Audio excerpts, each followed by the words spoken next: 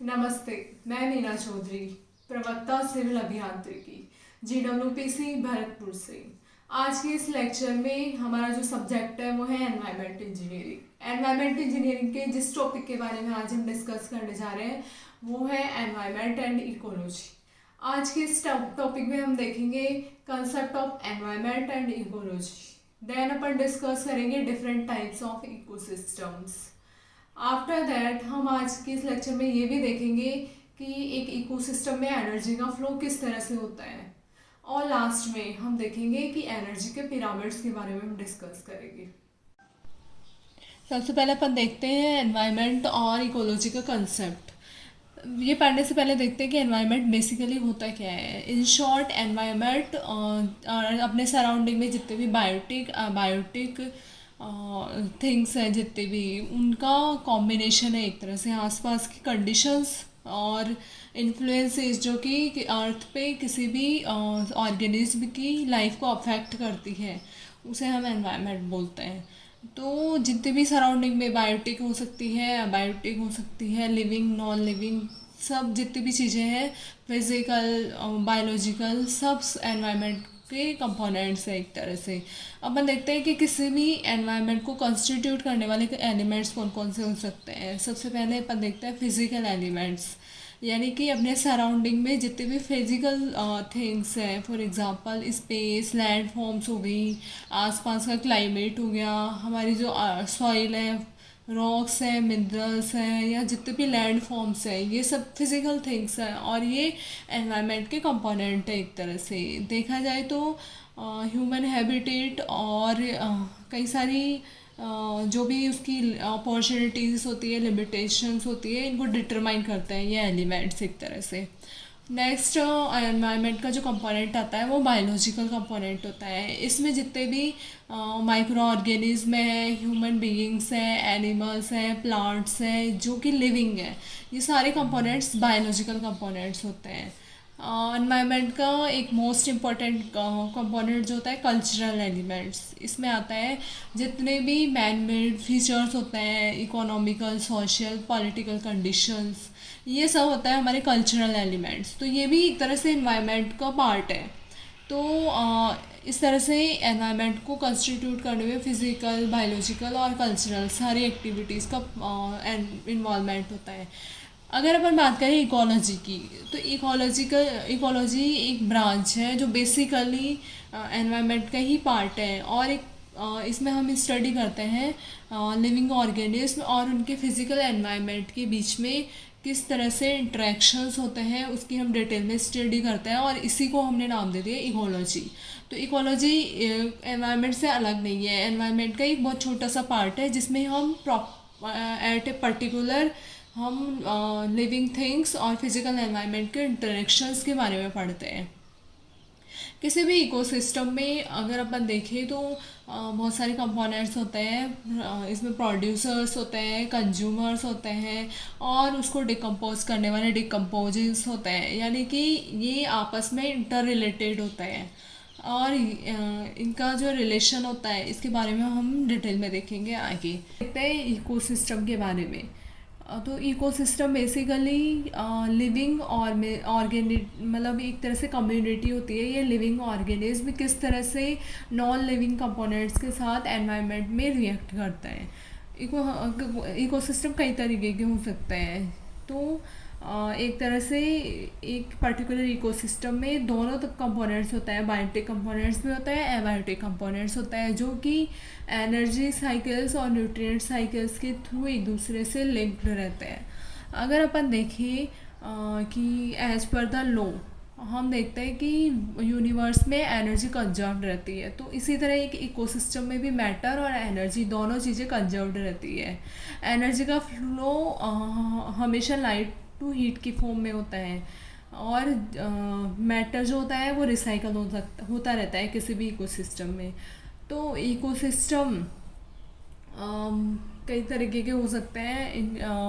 इनको 3 major categories में हम डिवाइड कर सकते हैं। फर्स्ट ऑफ ऑल अपन देख सकते हैं कि फ्रेश वाटर इकोसिस्टम्स, यानी कि फ्रेश वाटर में जो सिस्टम्स होते हैं बायोटिक और अबायोटिक कंपोनेंट्स के बीच में जो इंटरकनेक्शंस होते हैं जो कि फ्रेश वाटर में रहते हैं, उस इकोसिस्टम को हम नाम देते हैं फ्रेश वाटर इकोसिस्टम। इसी तरह टेरेस्ट्रियल इकोसिस्टम, यानी कि लैंड पे जो भी इकोसिस्टम है, फॉर एग्जांपल अगर अपन देखें grass as a producer, then अगर अपन देखें हर्बीवोर्स यानी कि ह्यूमन बीइंग्स हो गए, बर्ड्स हो गए, ये हर्बीवोर्स हो गए। नेक्स्ट उसके बाद में अगर अपन बात करें तो कार्निवोर्स, तो ये जो है कार्निवर्स हो सकता है टेरेस्ट्रियल इकोसिस्टम में, स्नैक हो गया, लायन हो गया, इस तरह से। तो ये एक टेरेस्ट्रियल इकोसिस्टम का एग्जांपल देखा है अपन ने। इसी तरह ओशियन में जो इकोसिस्टम होता है उसको ओशियनिक इकोसिस्टम नाम दे दिया हमने। तो अलग अलग लैंड फॉर्म पे, यानी कि वाटर में फ्रेश वाटर, सेलाइन वाटर और लैंड, तीनों पे जो सिस्टम है उसको अपन अलग अलग कैटेगरीज में डिवाइड कर सकते हैं। तो अपन देखते हैं कि किसी भी इकोसिस्टम में एनर्जी का फ्लो किस तरह से होता है। हमने देखा कि इकोसिस्टम में 2 ही चीज़ें होती हैं, एनर्जी और ऑर्गेनिक मैटर। तो एनर्जी और ऑर्गेनिक मैटर का फ्लो किस तरह से होता है वो अपन देखते हैं। तो सबसे पहले मतलब इकोसिस्टम में एनर्जी का फ्लो डिफरेंट ट्रॉपिक लेवल्स के थ्रू होता है, और इन ट्रॉपिक लेवल्स को हमने अलग अलग कैटेगरीज में डिवाइड कर रखा है। लिविंग ऑर्गेनिज्म में एनर्जी को कोई भी लिविंग ऑर्गेनिज्म एनर्जी को 2 फॉर्म्स में यूज़ करता है एक इकोसिस्टम में। ये 2 फॉर्म्स हो सकती है, रेडिएंट एनर्जी और फिक्स्ड एनर्जी। रेडिएंट एनर्जी जो होती है वो इलेक्ट्रोमैग्नेटिक वेव्स की फॉर्म में होती है, और फॉर एग्जांपल जैसे सनलाइट, तो वो एक इलेक्ट्रोमैग्नेटिक वेव की फॉर्म में होती है। इस तरह फिक्स्ड एनर्जी होती है। फिक्स्ड एनर्जी तो लिविंग ऑर्गेनिज्म यूज़ करता है, वो यूज़ करता है chemical fixed potential chemical energy होती है जो कि लिविंग थिंग द्वारा ऑर्गेनिक मैटर को ब्रेक करने पर रिलीज होती है। तो इस तरह से 2 तरह की एनर्जी हमने देखी है इस इकोसिस्टम में, रेडिएंट और फिक्स्ड एनर्जी। अगर अपन इकोसिस्टम में ट्रॉपिक लेवल्स की बात करें तो trophic levels different feeding groups के अकॉर्डिंग हम अलग अलग तरह के ट्रॉपिक लेवल्स हमने डिफाइन कर रखे हैं। सबसे पहले अगर अपन देखें तो प्रोड्यूसर्स यानी कि प्लांट्स, ये लिविंग थिंग्स होती है जो कि अपना फूड प्रोड्यूस खुद करते हैं, यानी कि किसी अदर ऑर्गेनिज्म में डिपेंड नहीं करते। तो प्रोड्यूसर्स बेसिकली प्लांट्स होते हैं जो कि सनलाइट, जो कि रेडिएंट एनर्जी है, उसका यूज़ करके फोटोसिंथेसिस के थ्रू खुद का फूड खुद प्रोड्यूस करते हैं, है ना। तो ये जो प्रोड्यूसर्स होते हैं ये किसी भी ट्रॉपिक लेवल का किसी भी इकोसिस्टम का फर्स्ट ट्रॉपिक लेवल होता है। नेक्स्ट अपन बात करें हर्बीवोर्स ऐसे एनिमल्स होते हैं, ऐसे लिविंग ऑर्गेनिज्म होते हैं जो कि अपने फूड के लिए प्रोड्यूसर्स पे डिपेंड करते हैं। हर्बीवोर्स को हम प्राइमरी कंज्यूमर्स भी बोलते हैं, और ये इकोसिस्टम के सेकंड ट्रॉपिक लेवल को डिफाइन करते हैं। इसी तरह प्राइमरी कार्निवोर्स वो ऑर्गेनिज्म होता है, लिविंग थिंग्स होती है जो कि अपने फूड के लिए हर्बीवोर्स पे डिपेंड करती है, यानी कि ये मांसाहारी होता है एक तरह से, प्रोड्यूसर्स पे डिपेंड नहीं करते हैं ये। तो कार्निवोर्स को हम सेकेंडरी कंज्यूमर्स बोलते हैं, और ये इकोसिस्टम के थर्ड ट्रॉपिक लेवल को डिफाइन करते हैं। फॉर एग्जांपल हम कार्निवोर्स की बात करें तो फिश हो गई, फ्रॉग हो गया, ये प्राइमरी कार्निवोर्स होते हैं। नेक्स्ट है टॉप कार्निवोर्स या टर्शरी कंज्यूमर्स, ये किसी भी इकोसिस्टम के लास्ट लेवल को डिफाइन करते हैं, यानी कि लास्ट ट्रॉपिक लेवल होता है टॉप कार्निवोर्स। इसमें लायंस हो गए और सेकेंडरी कार्निवोर्स में लॉयन हो गया, स्नैक हो गया, ये डिपेंड करते हैं सेकेंडरी कंज्यूमर्स पे।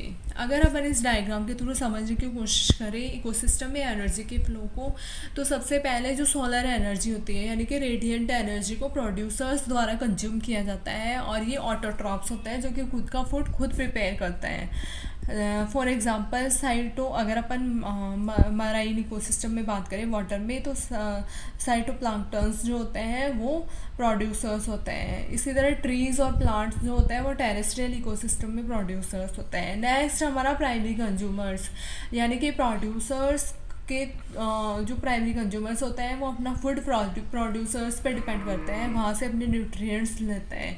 तो जितने भी हर्बीवोर्स होते हैं वो प्राइमरी कंज्यूमर्स होते हैं। प्रोटोजोआ हो गया, ह्यूमन बींग्स हो गए, रोडेंट्स हो गए, इंसेक्ट्स हो गए।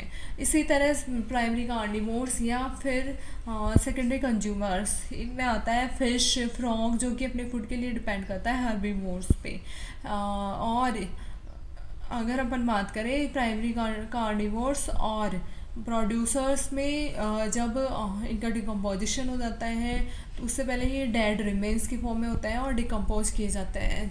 सेकेंडरी कार्निवोर्स की अगर अपन बात करें तो ये किसी भी ट्रॉपिक सिस्टम में लास्ट लेवल होता है और इसमें आता है हमारे लॉयन, स्नेक एट्सेट्रा। ये सब जब डेड रिमेन्स बचते हैं इनके एट द एंड ऑफ इनके लाइफ स्पान, तो ये डेड रिमेन्स डिकम्पोजर द्वारा डिकम्पोज किए जाते हैं। और डिकम्पोजर्स जैसे बैक्टीरिया, फंगाई एट्सेट्रा, ये डिकम्पोजर्स डेड रिमेन्स को डिकम्पोज करके न्यू मटेरियल्स बनाते हैं, ऑर्गेनिक मैटर बनाते हैं, जो फर्दर प्रोड्यूसर्स द्वारा कंज्यूम किया जाता है। इस तरह से इस साइकिल में जो मास होता है, बायोमास भी कंजर्व रहता है और एनर्जी भी one form to other form convert होती रहती है, लेकिन एनर्जी कंजर्व रहती है। तो ये साइकिल रोटेट होता रहता है, चलता रहता है। नेक्स्ट अपन बात करें फूड चेन के बारे में। अगर अपन देखें तो बेसिकली डिफरेंट टाइप्स ऑफ, किसी भी इकोसिस्टम में अलग अलग तरह की फूड चेन्स होती है। ये डिपेंड करता है किस तरह का इकोसिस्टम है।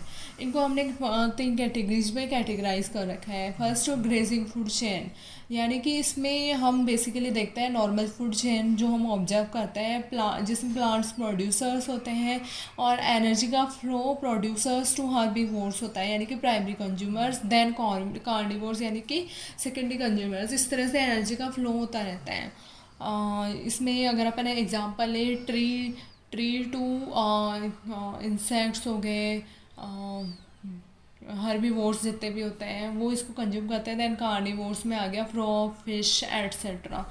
इसी तरह से डेट्रिटस फूड चेन होती है। इसमें क्या होता है, इस फूड चेन में ऑर्गेनिक मैटर होता है, डेड ऑर्गेनिक मैटर, वो लोअर मोस्ट लेवल को ऑक्यूपाई करता है, यानी कि डिकम्पोजर्स सबसे लो लेवल पे आता है इस फूड चेन में। नेक्स्ट फूड चेन अगर अपन देखें तो parasitic food chain. Parasitic food chain में जो लार्जेस्ट ऑर्गेनिक मैटर होता है या लार्जेस्ट प्रोड्यूसर भी हो सकता है ये, तो प्रोड्यूसर सबसे लो लेवल पे आता है और उसके बाद में अदर लेवल्स पे स्मॉल ऑर्गेनिज्म आते हैं। तो इस तरह से हमने इसको कैटेगराइज कर रखा है। लास्ट अगर अपन देखें एनर्जी पिरामिड्स क्या होते हैं, तो एनर्जी पिरामिड्स किसी भी इकोसिस्टम में एनर्जी के फ्लो को रिप्रेजेंट करते हैं। अगर अपन देखें कि किसी भी हेल्दी इकोसिस्टम में जो हमारा एनर्जी का पिरामिड होता है वो अपराइट होता है, यानी कि जो लोएस्ट लेवल होता है, यानी कि प्राइमरी प्रोड्यूसर्स होते हैं उनके पास एनर्जी मैक्सिमम होती है और फर्दर एक के बाद एक सक्सेसिव लेवल्स पे एनर्जी का फ्लो होता है, वो अपने प्रीवियस लेवल से 10% ट्रांसफ़र होता है। तो अगर अपन इस डायग्राम के थ्रू समझना चाहें तो जितने भी प्राइमरी प्रोड्यूसर्स होता है वो सन से एनर्जी लेते हैं। फॉर एग्जांपल अगर उनके पास 100% एनर्जी है तो इसका वो 10% अपने अपर लेवल पे यानी कि प्राइमरी कंज्यूमर्स को ट्रांसफ़र करता है, उनसे ट्रांसफ़र होता है सेकेंडरी कंज्यूमर्स के बाद, उसका 10% ट्रांसफ़र होता है थर्सरी। देन इस तरह से जो हमारा हायर या लास्ट ट्रॉपिक लेवल होता है वहाँ पे एनर्जी मिनिमम होती है। तो इस तरह से हम देख सकते हैं कि जो डिपेंडेंट है दूसरे पे, सबसे मेन है ऑटोट्रॉप्स, जो खुद का प्रोडक्शन खुद करता है फूड का, वो बहुत ज़्यादा अमाउंट में है, तो अपना जो लास्ट लेवल है वहाँ तक एनर्जी का आराम से डिस्ट्रीब्यूशन हो सकता है, एनर्जी कम नहीं पड़ेगी। इस तरह से लाइफ साइकिल चलता रहेगा। तो सबसे मैक्सिमम एनर्जी होती है लोअर यानी कि प्रोड्यूसर पे, सबसे लो ट्रॉपिक लेवल पे। इस तरह से एनर्जी पिरामिड शो करता है एनर्जी के फ्लो को। Thank you.